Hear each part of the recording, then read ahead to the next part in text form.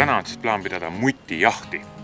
Mõned aastad tagasi, kui ma tegin saadet Suvel võib, siis me tegime ühe episoodi mutivastasest võitlusest ja pärast seda saadet tuli minu juurde Saaremaa praamil üks mees, kes ütles, et kõik oli väga tore, aga kõige parema mutipüüdmisviisi te jätsite kahe silma vahele.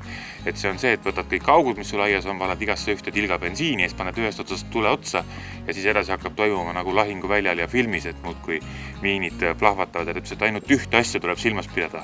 Seda, et ükski mutikäik ei viiks naabri vanamuti kasvuhoonesse, et muidu pidi jõudne pahandus tulema, sest et kasvuhooneklaasid pidid ka puruks lendama.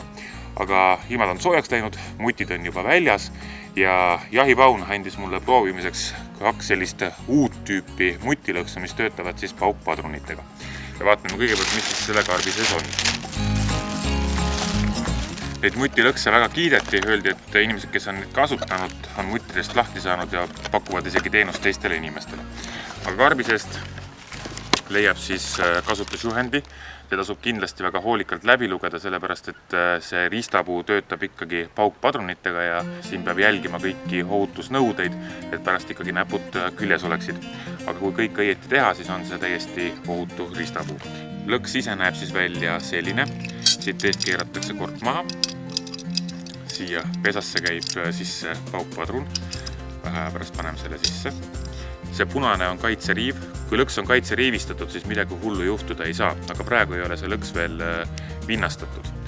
Vinnastamine käib niimoodi, et kui lõks on paigaldatud auku sisse, siis tuleb suruda see kang siit alla ja panna peale päästiku riiv ja siis, kui lõks on paigaldatud auku, siis tuleb kaitseriiv maha keerata ja nüüd on see lõks alles ohtlik ja valmis siis ka mutti püüdma. Ja töötab see niimoodi, et kui mutt nüüd mööda käiku tuleb, surub siit mulla vastu, siis kui see muld jõuab ükskord selle päästikuni, siis siit päästik läheb lahti, toimub paukpadruni plahvatus siis ja mutt selle toimel loodetavasti rändab teise ilma. Aga nüüd on aeg lõksud maha panna. Siin on üks värskelt tekkinud mutimulla hunnik ja siit on näha ka, et mutt on liikunud mööda seda kuuriserva ühele poole. Nii et teoreetiliselt peaks siin all olema 2 käigusuunda ja sellepärast on hea kasutada ka 2 lõksu, et siis saab panna mõlemasse poolde ühe, sest kunagi ei tea, kummalt poolt see mutt tuleb. Aga nüüd kõigepealt tuleb see auk lahti võtta ja need käigud puhtaks teha, kas kätega või siis kasutades mingisugust abivahendit, näiteks mingisugust väikest aiaküüpi. Nii, siin on ilusti tunda üks käik. Päris ilusti läheb siit sügavale maa alla. Ja siin on tunda ka teine käik, mis läheb siis suunaga sinna poole. Need käigud tuleb nüüd saada nii palju puhtaks, et siia oleks mugav lõksu paigaldada, et see üks keerab ka siit natuke teelt tagasi. Et üks käik on siit ilusti näha, väga ilus ja suur avarauk. Nii, teine käik läheb siia poole. Ma arvan, et need on piisavalt suured käigud mõlemad, et need lõksud lähevad siia ilusti sisse ja neid saab vinnastada. Siin on ikka korralik käik, see peab olema päris hea suur mutt, kes siin tees toimetab. Käigud on ilusti lahti, aeg on lõksud paigaldada. Jahipaun on siis mulle andnud kaasa 2 erinevat tüüpi paukpadruneid. Ühed on sellised, mis ei ole niiskuskindlad. Neid tohib maa sees hoida 1-2 päeva, mitte rohkem. Ja teised on siis niiskuskindlad padrunid ja vahet teeb neil niimoodi, et tavalistel paukpadrunitel ei ole ots vahatatud, näevad välja sellised ja teistel paukpadrunitel on ots vahatatud, näevad välja sellised. Ja seda vahatatud otsaga padrunit võib siis maa sees hoida tükk aega, sellega ei tohiks midagi teoorias juhtuda ja spetsialistid ütlevad ka seda, et selle vahatatud otsaga padruni lööklaine on tugevam ja mutt peaks siis suurema tõenäosusega saama sinna, kus ühe koduaias tegutseva muti koht on. Laadimine käib niimoodi, et see kork tuleb siit otsast maha keerata ja padrun siia sisse panna siis niipidi, et lööknõel, mis on siis lõksu sees, lööb vastu tongi. Ja padruni pesa tuleb korralikult kinni keerata. Laeme siis lõksud erinevate padrunitega, et ühe sisse paneme niiskuskindla ja teise paneme tavalise, et siis on pärast üle näha ka, et mis siis juhtus, kui läheb hästi. Lõksud on nüüd valmis maa sisse paigaldamiseks. Mõlemasse on paigaldatud paukpadrunid. Ennem ei tasu neid vinnastada, see ka väldib seda, et lõksu paigaldades see laengukoore kogemata ära lõhkate. Nii, lõksud tuleb paigaldada ilusti aukudesse. Üks ühte käiku ja teine siis läheb teise käiku. Käigud on üsna suured ja avarad, siin mingisugust erilist ohtu ei ole. Võib veel vaadata, et see hooba käega kinni hoida, et pärast ei oleks vinnastamisel teda nii raske lükata. Ja nüüd on jäänud põhimõtteliselt lõksude vinnastamine. Selleks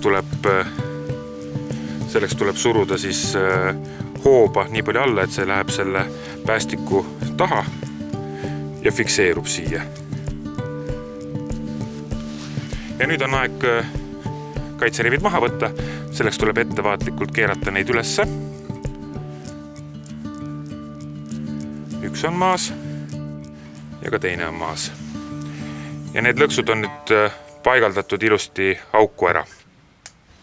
Igaks juhuks natuke seda mulda siia ääre peale veel tagasi, et siin oleks võimalikult vähe siis igasugust valgust ja sisse tulevat tõhku. Ja nüüd tuleks loomulikult see auk, kuhu need lõksud on paigaldatud, kaitsta koduloomade eest. Et meil siin ka üks kass käib ringi ja seda küll ei tahaks, et kass ninapidi siia surkima tuleb.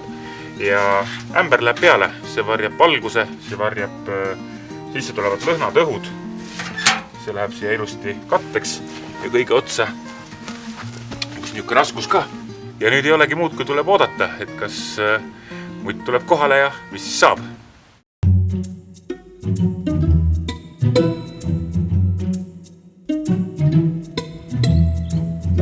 Hommik on käes ja aeg on siis järgi vaadata, kuidas mutijaht on õnnestunud. Kas on mutt lõksu läinud või ei ole. Võtame selle augu siis lahti ja vaatame, mis juhtunud on.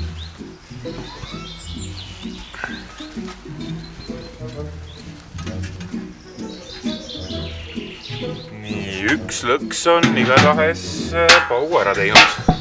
Parempoolsel lõksul on siis näha, et päästik on lahti. Nüüd võtame need lõksud siit seest välja ja vaatame siis, et kas leiame muti ka ülesse või on see paukpadrun mingil muul põhjusel siin toiminud. Mitte töötanul on kaitseriiv uuesti peale, eemaldame selle siit august. Ja siin on nüüd teine, millel on näha, et paukpadrun on siis löögi ära teinud. Ja nüüd ei olegi muud, kui tuleb see käik lahti kaevata ja vaadata, et kas mutt on siis ka oma otsa leidnud või mitte. Mutt ei pruugi olla kohe siin augu juures, et ta võib olla ka kaugemal, kuna see paukpadruni lööklaine töötab üsna pika maa peale siin käigu sees. Ahaa! Mutt käes! Reaalselt! See on kõige ägedam mutipüügi ristapuu, mida ma olen oma elus näinud. Paned korraks maa sisse ja pahategija on tabatud. Vot nii, väga äge ristapuu on see. Ja mutt ise on siin.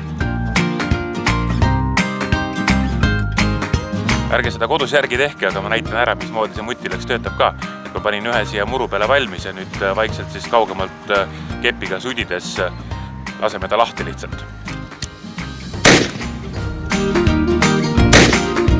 Päris kõva pauk, nii et see peaks muti seliti võtma küll.